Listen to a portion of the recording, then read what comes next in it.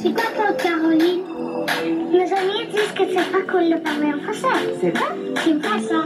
Ben moi, tu sais, j'ai un secret. Le français me donne des ailes. Attends. Bonjour, vous êtes à l'écoute de la radio Franco-Terrace de Terrace Bay. Je suis Alex, votre journaliste en cette belle journée du vendredi 19 octobre 2018. Écoute-moi, au Canada, le français, tu sais, ce qu'il y a, c'est ce qui m'inquiète, c'est l'assimilation et ta motivation. Hey ho, c'est pas compliqué, le français, il faut le parler, le pratiquer et le chanter. Que tu sois franco-vernevien ou acadien, québécois, franco-ontarien, franco-manitobain ou françaiscois, yo, franco-albertain, franco-colombien, franco-roi, franco. Voici la liste de vos journalistes de cette émission. Alex et Atticus. Atticus à la météo. Alex et Ricker sont aux entrevues. Nous sommes aujourd'hui, vendredi le 19 octobre jusqu'à minuit. Les deux candidats à la mairie sont venus nous visiter.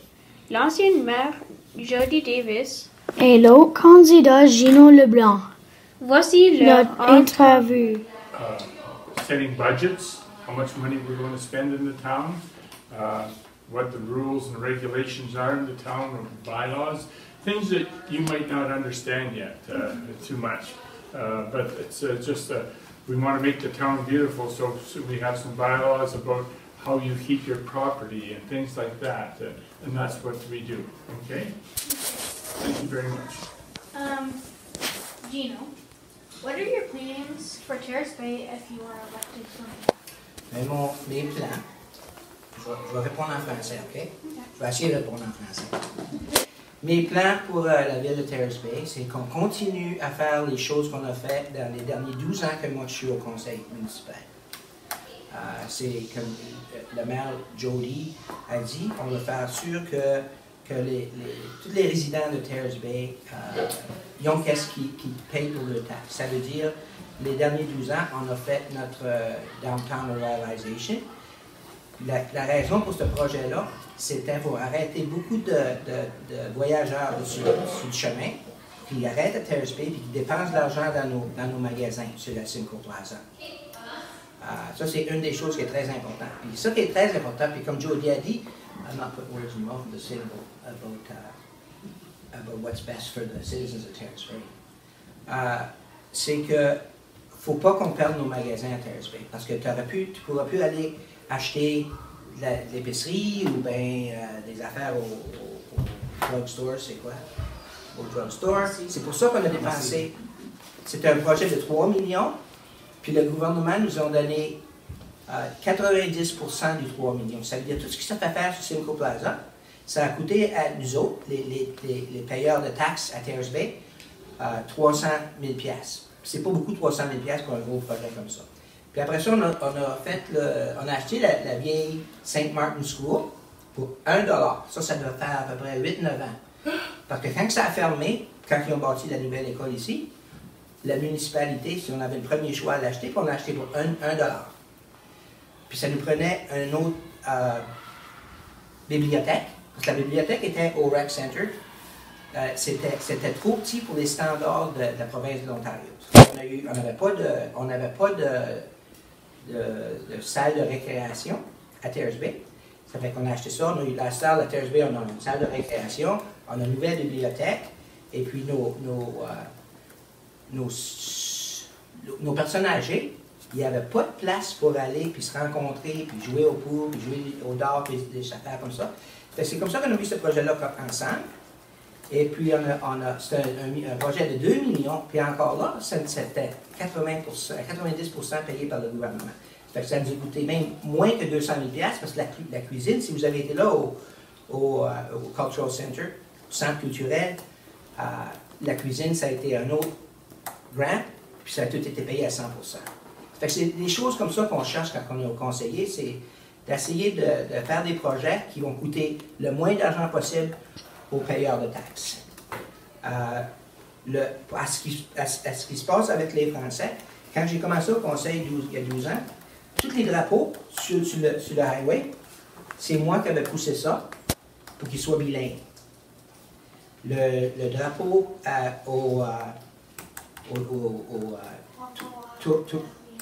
pardon? Franco-Ontarien, c'est nous autres au conseil qui avons décidé de mettre le drapeau là tout le temps, puis pas juste un mois par année. OK. Alors, on va aller à la prochaine question. Merci. Okay, Jody, what are your plans for Terrace Bay if you were elected? Well, my plans, as Gino has elaborated very well in French, is continue to make Terrace Bay a beautiful community and a place that everyone is proud of. We've done a lot of work over the last 12 years. Gino and I have been on council, and we've been very fortunate. Things have worked out well.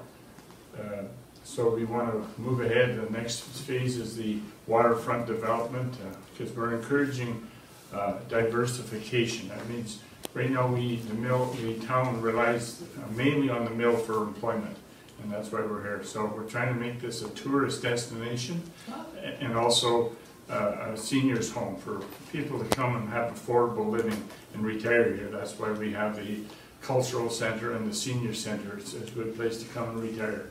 And we're very happy that a lot of young people are coming back into town, that we see more and more young people like yourselves being educated and growing up in here. We want to make sure you have lots of activities and opportunities to grow not only in school but in sports and outdoor activities. So we want to do all that and keep it, make it a better place to live.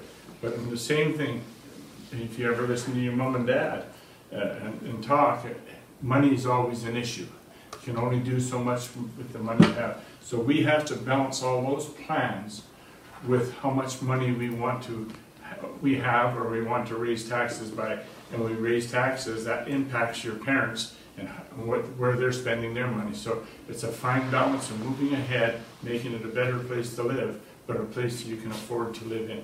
So that's what I want to continue doing. Gino, how are you related with French? Oh, sorry, what How are you related with French? How am I related with French? Est-ce que vous êtes francophone, qui sont vos grands-parents, votre famille, votre femme? Je suis venu au monde au Québec, en Gaspésie, au Québec, puis j'ai grandi dans l'école française. Quand j'ai déménagé à Terrace Bay en 1980, je ne parlais pas anglais. Fait que j'ai appris la langue anglaise, puis aujourd'hui, je parle probablement mieux anglais que français, je ne le pratique pas beaucoup, parce que la plupart de mes amis sont anglais, puis il y a même de mes neveux qui parlent anglais plus que français. Merci beaucoup. Ouais. And now the same question is going for you, Jody.